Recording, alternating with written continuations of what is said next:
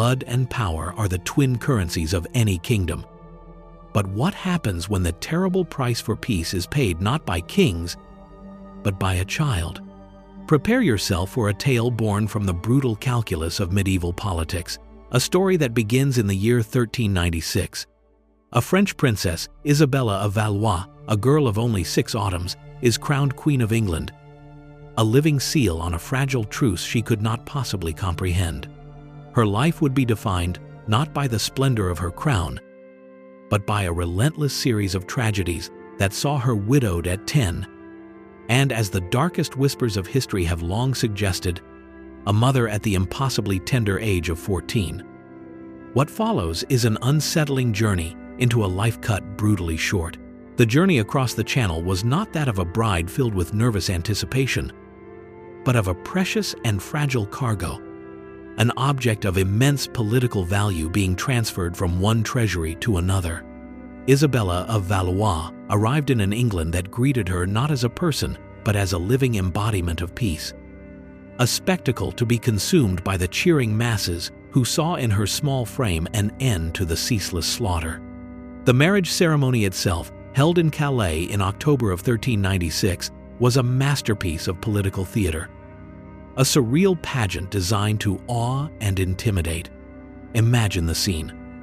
The weight of the golden crown pressing down on a head that had known life for only 6 years. The heavy, ermine-lined robes suffocating her small body. The incomprehensible drone of Latin vows spoken by archbishops, binding her soul to a man whose face she barely knew. A king of 29 years who stood beside her, not as a partner, but as a proprietor. She was made Queen of England, a title of immense power bestowed upon a person who had none, a solemn promise made by a child who could not possibly understand the words she was forced to repeat. Her new life began not in a home, but in a gilded cage called Windsor Castle, a vast and cold fortress of stone refashioned by Richard into a palace of suffocating splendor. Her days were a silent, monotonous ritual governed by the rigid etiquette of the court. She was surrounded by ladies-in-waiting, tutors, and servants. Yet she was profoundly alone, a living doll to be dressed, fed, and displayed, but never truly known. The king, her husband, was a frequent visitor, treating his child bride with a strange and distant tenderness, a formal, paternal affection. One might show a prized pet or a delicate work of art. He would sit with her, bring her gifts, and speak to her in gentle tones. Yet their interactions were always a performance. A king paying his respects to the symbol he had acquired. She was his queen, the key to his continental ambitions and the future mother of his heirs. But for now, she was an investment, a precious seed that he had planted in his English garden, waiting for the day it would finally bear fruit. And so she existed, a ghost in her own life, a silent observer in a world of adult power plays, learning that to be a queen was not to rule, but to be an object, a beautiful, perfect, and silent justification for the ambitions of men. But the peace Richard had purchased with a child's future was built on sand, a fragile construct doomed to be washed away by the tides of ambition and revenge. For while the king amused himself with the aesthetics of power, the real foundations of his rule were rotting away beneath him. In the summer of the year 1399, convinced of his own untouchable majesty and the security of his French alliance, Richard made a fatal error, leading his armies across the sea to quell a rebellion in Ireland. He left his kingdom in the hands of deputies, confident that his divine right was a shield no mortal would dare to pierce. He did not understand that a kingdom is not a work of art to be admired, but a beast to be tamed, a creature that will turn on a neglectful master. And in the shadows of his absence, a serpent was stirring, an enemy Richard himself had created and then foolishly underestimated. This was Henry Bolingbroke, the king's own cousin, son of the powerful John of Gaunt, a man who Richard had exiled and then, upon Gaunt's death, had disinherited, seizing the vast and wealthy Duchy of Lancaster for the crown. It was an act of profound greed and tyranny, an attack not just on one man but on the very principle of noble inheritance, and it sent a shockwave of fear through the aristocracy. Banished and robbed, Bolingbroke became a symbol for every lord who felt alienated by Richard's increasingly autocratic rule. While the king was in Ireland, the serpent landed. Bolingbroke came ashore at Ravenspur in the north, claiming he had returned only to reclaim his rightful inheritance. It was a lie, a masterfully crafted piece of propaganda that gave discontented nobles the perfect excuse to rally to his banner. At first, they came in trickles, then in floods. The great northern lords, the Percys of Northumberland, swelling Bolingbroke's small band of followers into a formidable army.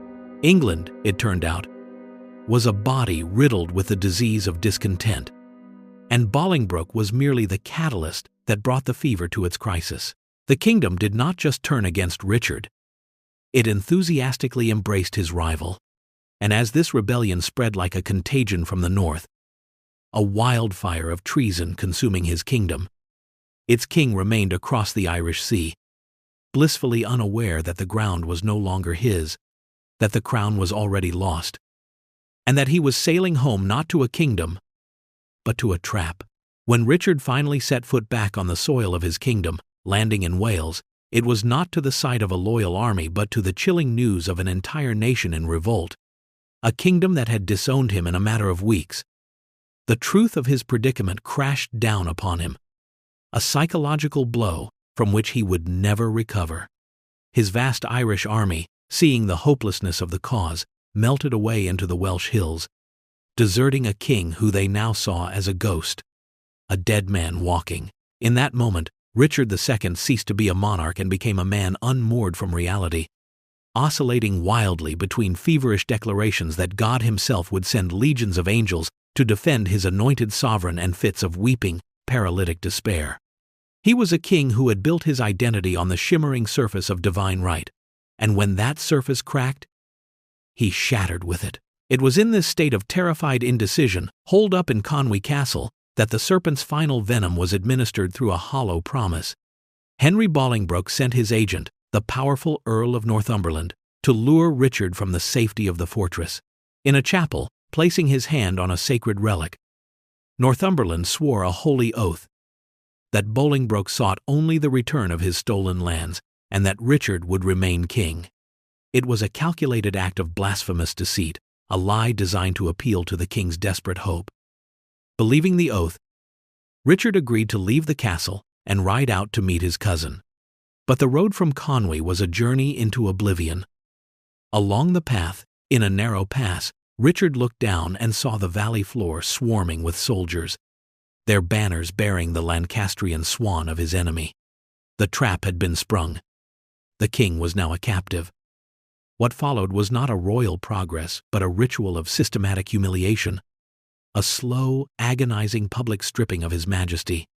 As he was paraded towards London, the crowds that had once cheered him now jeered or watched in sullen silence, their faces a mixture of pity and contempt.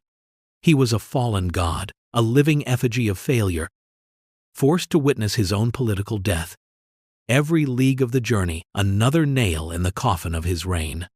He entered the Tower of London not as its master, but as its most prized captive. A king in name only. A broken man waiting for the final ceremony that would strip him of even that. The last rites of his reign were performed not with holy oil, but with the dry scratch of a pen on parchment, a forced signature on a document of abdication that formally extinguished the divine light of his kingship. The ceremony was a piece of brutal legal theater designed to give the raw theft of a crown the veneer of legitimacy. And once it was done, Richard the man was of no more use to the new regime than Richard the king. He became a liability, a living ghost whose continued existence was a threat to the new King Henry IV. From the Tower of London, he was spirited away in secret, a non-person on a final, one-way journey to the Black Heart of Yorkshire and the grim fortress of Pontefract, a place from which inconvenient noblemen had a habit of never returning. It was to be his tomb. There, in a cold, lightless stone cell, the anointed majesty of England, the man who believed he was a peer of the sun, was left to die a dog's death. While chroniclers would later invent heroic tales of his defiance against assassins, the truth was almost certainly more squalid, more cruel, and far more effective. He was starved to death, a slow, deliberate, and agonizing process of being unmade. A final, visceral humiliation where the body is forced to consume itself. It was a murder of absolute political calculation. A quiet, unseen event that allowed the new king to claim it was a death born of melancholy and despair. And as the last breath left Richard's emaciated body in the frozen north, the full and terrible weight of his murder fell like a shroud upon the shoulders of a 10-year-old girl in the south.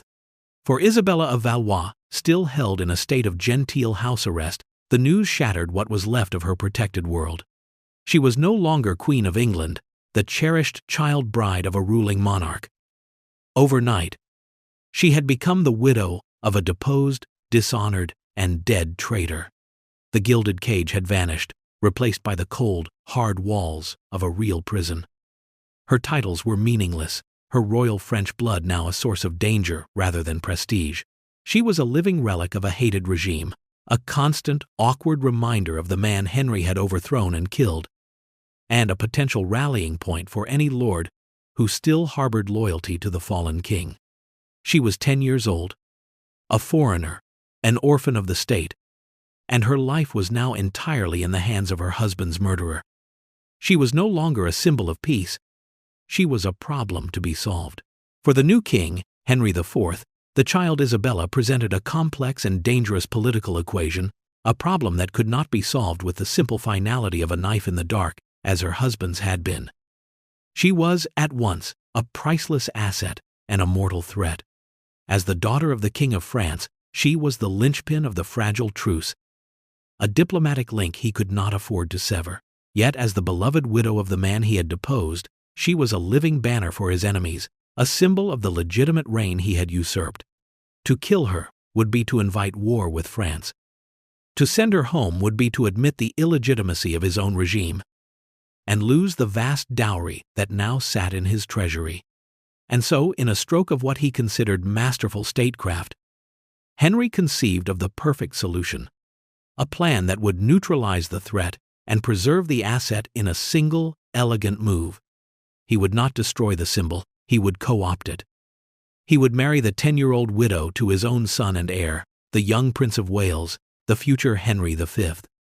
The proposition was delivered to Isabella not as a romantic request, but as a political command, an expectation of her submission to the new reality. She was to erase the memory of her dead husband and bind herself to the dynasty of his killer. But the response that came from the girl was not the terrified acquiescence of a child prisoner, but the cold, hard refusal of a queen. In an act of astonishing and courageous defiance, Isabella rejected the proposal outright. She cloaked herself in the formal public performance of intense grief, dressing in the black of mourning, refusing to speak of any future, and declaring that her heart and loyalty were buried in the grave with King Richard. This was not a childish tantrum. It was an act of profound political warfare, waged by a 10-year-old. For over a year, she maintained this unwavering stance, resisting every threat and every persuasion from the most powerful man in England. Her stubborn loyalty created an intractable diplomatic incident, embarrassing the new king and preventing him from solidifying his alliance with a France that now demanded the return of its princess. In her grief, she had found a weapon. In her fierce devotion to a dead man, she had found a shield.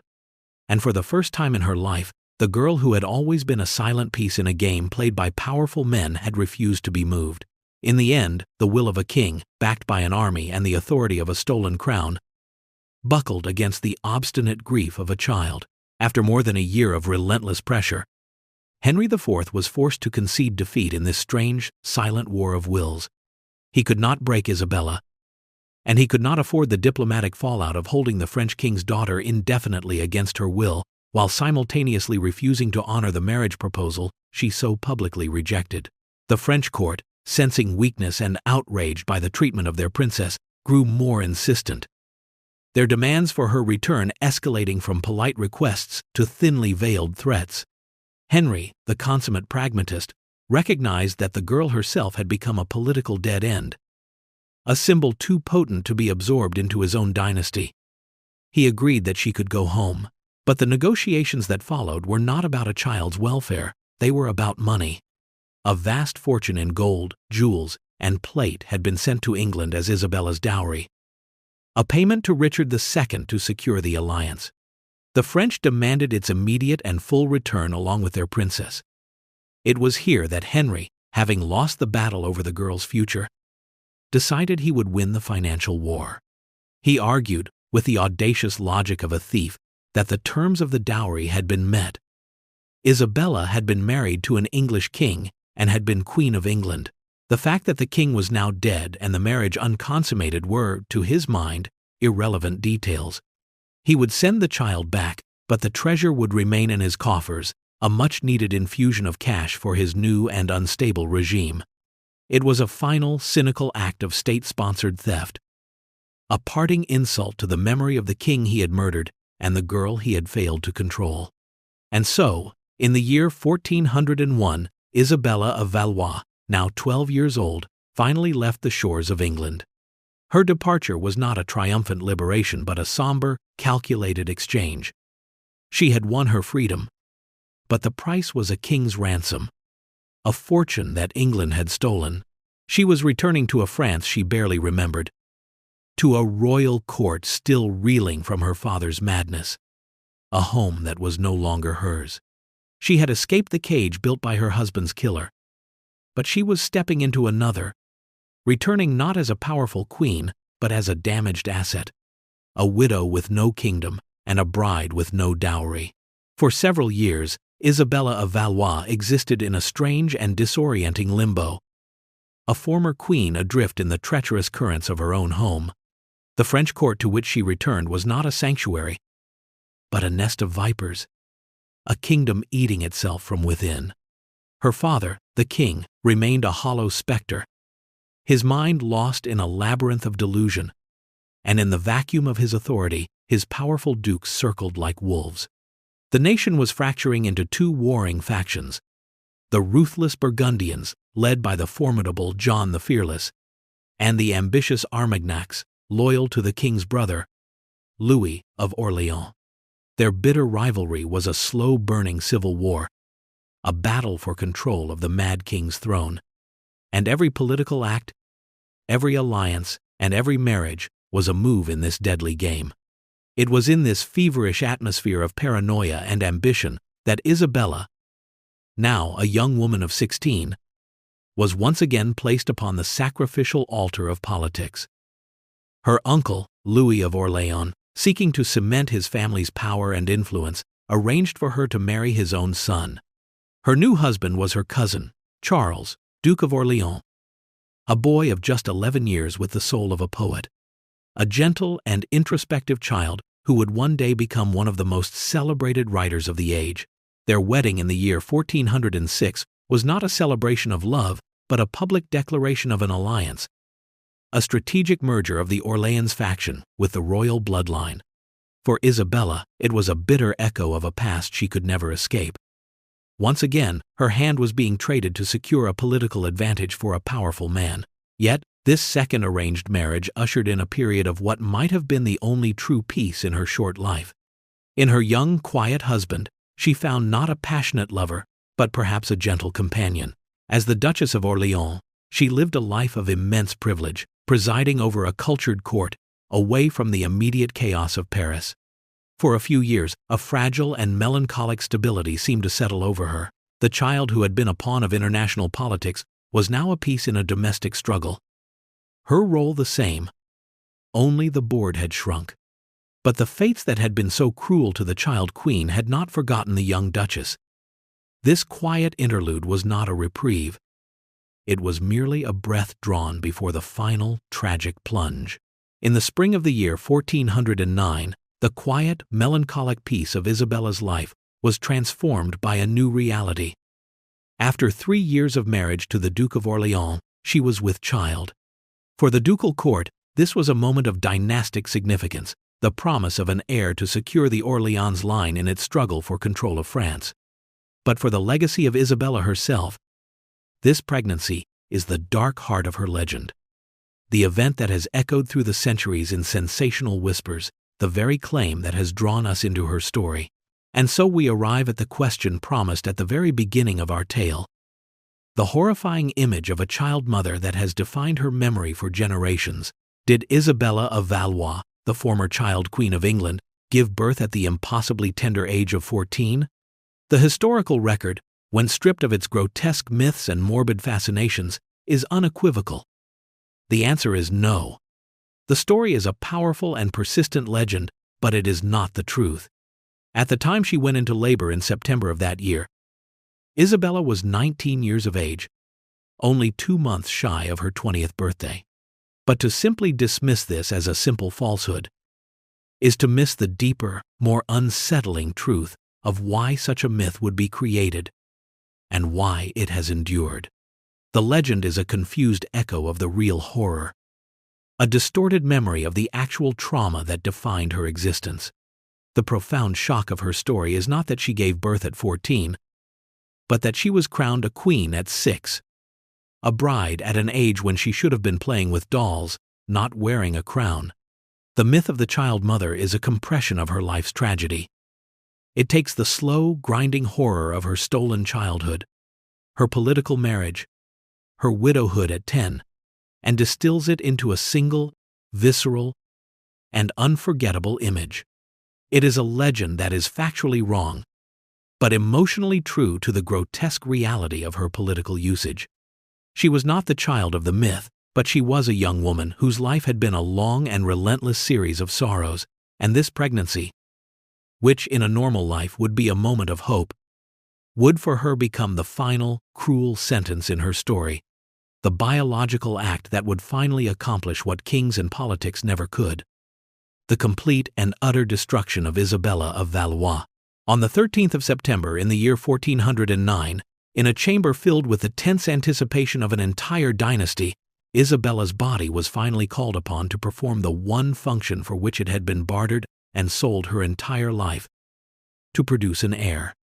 The political games, the crowns, and the treaties all faded into the background, replaced by the primal, biological reality of childbirth. After a long and difficult labor, a child was born. A healthy daughter, Joan, a new link in the great chain of the House of Orleans. For a fleeting moment, there was relief, the collective exhalation of a court that had held its breath, the joy of a new life brought into a world of violence and uncertainty. The 19-year-old Duchess had fulfilled her ultimate duty. But the joy was a flicker in a gathering darkness, a brief, warm candle flame about to be extinguished by an icy gust of fate. In an age before the understanding of germs, the birthing chamber was often a death sentence. The relief curdled into a cold, creeping fear as it became clear that something was terribly, catastrophically wrong. A raging fever took hold, the invisible poison of a swift and brutal internal infection, what would later be known as puerperal fever, began to consume her with horrifying speed. This was the ultimate, cruelest irony of a life defined by external threats. She had survived the madness of the French court, the cold calculations of an English king, the terror of a violent coup, the grief of widowhood, and the humiliation of exile. She had weathered every political storm and withstood the immense pressure of powerful men who saw her as nothing more than a piece on their board. And in the end, it was not the blade of an assassin, the ambition of a usurper, or the decree of a king that would destroy her. It was her own body, in the very act of creation, that would be her undoing. The doctors and midwives were helpless, their medieval remedies and prayers powerless against the septic tide that was overwhelming her from within. Within hours, the young woman who had just brought a life into the world was losing her own. Before the sun had set on the day she became a mother, Isabella of Valois, former Queen of England, Duchess of Orleans, was dead, her life story ending in a final, agonizing spasm of biological betrayal. She was 19 years old. What, then, is the legacy of a ghost? What remains of a life that was never truly lived, but merely endured? The ripples of Isabella's death spread outwards in tragic circles. Her infant daughter, Joan, would survive, grow up, and be married off in her own political match, continuing the relentless cycle. Her poet husband, Charles of Orleans, would later be captured by the English at the catastrophic Battle of Agincourt, and would spend the next 25 years as a prisoner in the Tower of London, the very place her first husband's reign had ended, writing mournful verses that would echo his own profound sense of loss. But Isabella herself left behind no grand monuments, no celebrated decrees, no lasting political achievements. Her story is a vacuum, a space defined not by her own actions, but by the brutal pressures that were exerted upon her. She is remembered only for what was done to her. She is a ghost haunting the margins of other, more famous stories, a spectral presence in the chronicles of Richard II and Henry IV, a footnote in the bloody history of the 100 Years' War. Her life serves as a dark mirror held up to the grand pageant of medieval power, reflecting the terrible, unseen human cost of every royal marriage, every treaty, and every battle for a crown. She is a symbol of the countless thousands of voiceless women throughout history who were treated as living currency, their bodies and bloodlines bartered like property to cement alliances and consolidate power. Her value was never in her character or her intelligence, but in her womb and her parentage. She was a vessel, a political tool who was crowned at 6, widowed at 10, and dead at 19. A life bookended by 2 ceremonies that sealed her fate, a wedding and a funeral. Her brief, tragic existence is a testament to a grim and timeless truth, that behind the monumental stones of history, beneath the gilded chronicles of kings and their glorious wars, the foundations are laid with the silent, forgotten bones of those who were given no choice. She was not a queen who ruled, but a lesson that endures.